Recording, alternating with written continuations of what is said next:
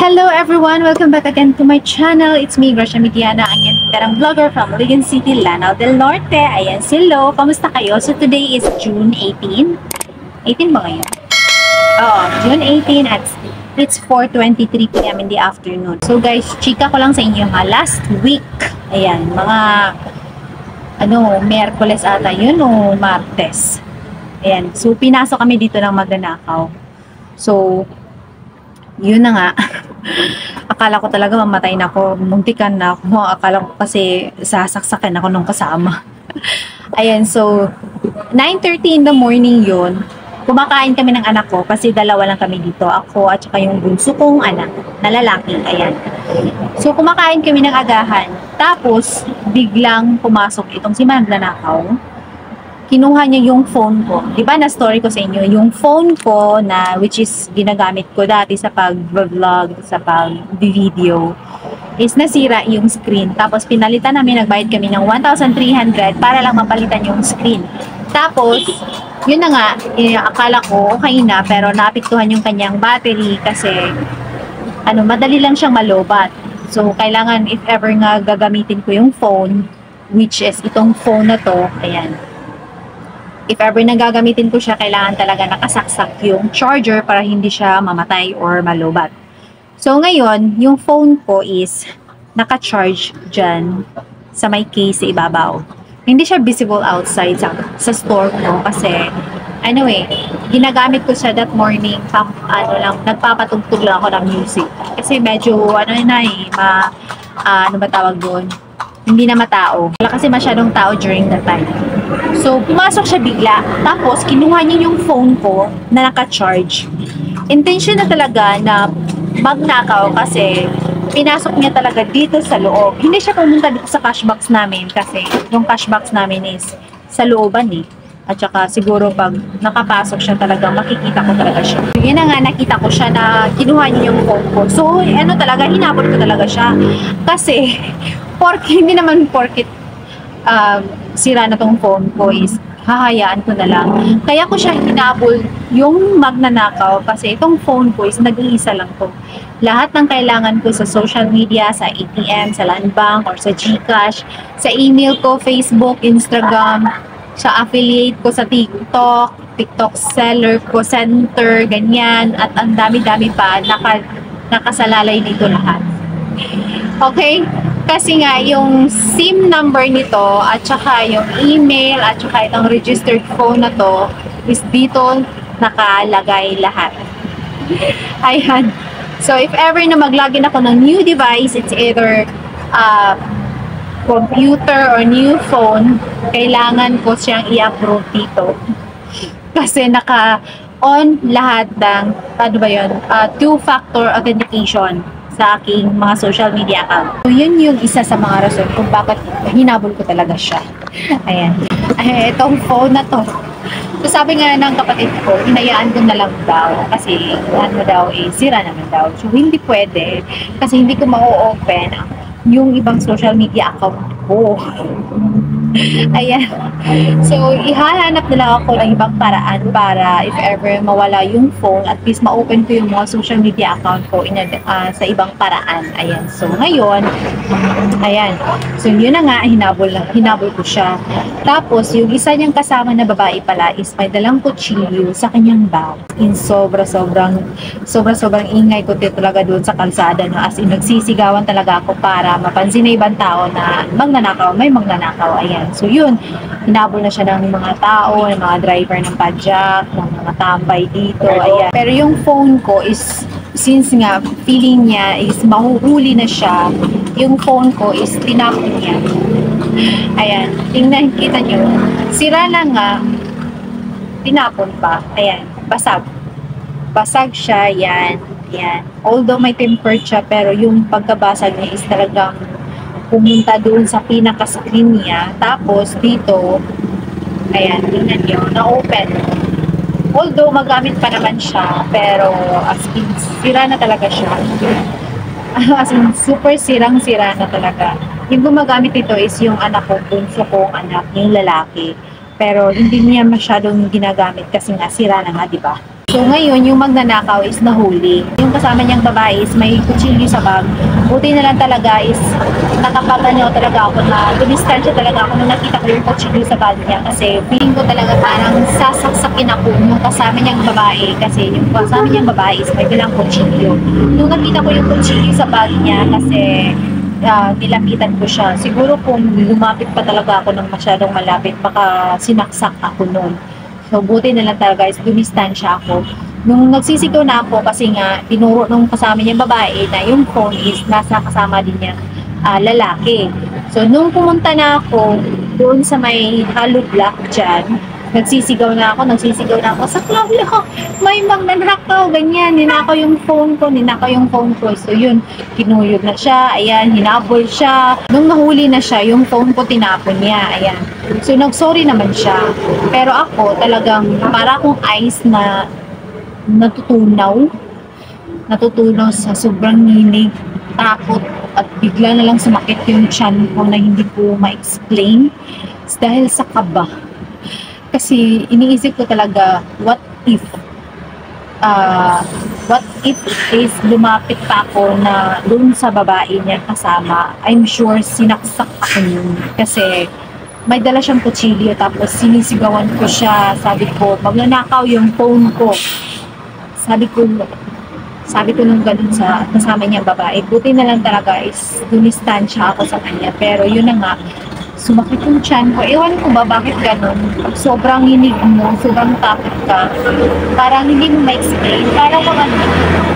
Parang kung ice na natutunaw. Sobrang ang dami kong pawis. Yun bang, ewan ko, basta yun na yung mga pangyayari. Ayan, so dinala na siya sa police station yung magnanakaw. Naghingi naman siya ng sorry kasi nga nagawa niyang magnakaw. Kasi wala daw siyang pangkain. Ayan. So, sobrang hirap ng buhay. Sabi ko, wala namang problema sa akin yan kung nanghingi ka lang ng pagkain. Kasi hindi talaga valid reason porket wala kang pangkain is magnakaw ka na, no? Actually, bata pa siya. 32 years old. Pero yung mukha niya parang talaga 40. Parang mag-50 na. So, sobrang payat at saka sobrang itim. I don't know.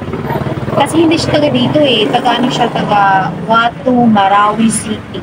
Ayan. So, ground zero ata yun dun sa pangyayari sa Marawi Sage. Ganyan. So, alam mo, nakakapagpatawad. Pero, yung ginawa niya, which is very wrong. Sabi ko naman sa kanya, pinatawad na kita kasi tao lang naman tayo. Siguro na-trigger siya kasi sa sobrang hirap ng buhay at saka yung anak niya.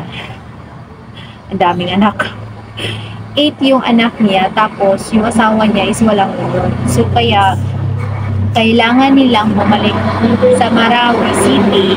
Okay, kasi yung anak nila doon na iwan. Tapos wala silang pamasahe at wala pa silang pangkain. So kaya naisipan na lang nilang magpapakaw. Pinaulit-ulit ko sinabi sa kanya, hindi talaga valid reason yung magtataw. Walang-wala ka. Kung may iba namang mga paraan, ganyan. So sabi ko sa kanya na nabalik naman yung phone, okay naman ako, wala namang masaktan, ganyan.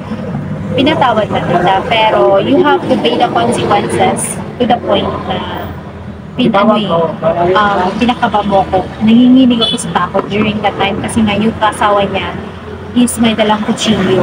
Ayan. So ngayon, pinarmahan na ng prosecutor yung dokumento. Last time pumunta ako doon sa Hall of Justice. Friday, yun, nagharap-harapan kami doon, umiiyak pa nga siya. Ayan. So, alam mo, ma-feel mo talaga na naawa naman ako. Pero, to the point na nagnakaw siya, tapos, ewan ko ba, sabi din kasi ng mga pulis, huwag kang maawa kasi yan talaga yung mga pinagagawa ng mga magnanakaw, lalong-lalo na pag nahuhuli. So, sabi sa akin ng pulis, huwag mo siyang tingnan. So, hindi ko siya tingnan. At least, nasabi ko yung gusto kong sabihin sa kanya na pinatawad ko na siya. Ayan, so dapat mong pagbayaran yung ginagawa mo kasi kasalanan talaga yon. So sabi naman yung prosecutor, ganito talaga yung mga eksena, lalong-lalo na pag nahatulan na makukulong sila. Yung paiyak-iyak, paluhod-luhod, nagmamakaawa, sana patawarin kasi nga nagkamali, ganyan. So, ganyan naman talaga. Pero it's too late na. Alam niyo, hindi talaga valid reason yung porket wala ka, walang pera, walang makain is na lang, magnanakaw ka na lang. Alam mo, ang daming paraan at ang dami-dami kong nakikita ng mga tao na sobrang hirap sa buhay. Alam niyo, ako, naranasan ko yung sobrang hirap namin. Pero never namin dumating sa punto na magnanakaw kami. Ilang beses na ako nagutom o I don't know yung mga kapatid ko. Mas priority ko makakain yung mga kapatid ko kahit ako hindi na, ganyan.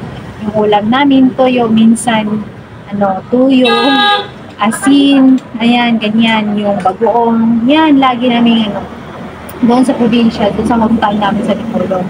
Yan lagi yung, namin, pagkain dati. So, never namin pumasok sa isip namin na magnakaw. Lahat ng kahirapan, pwede gawa ng paraan. Pwede natin makahanap ng trabaho, o di ba kaya magbebenta ng ano-ano, ganyan.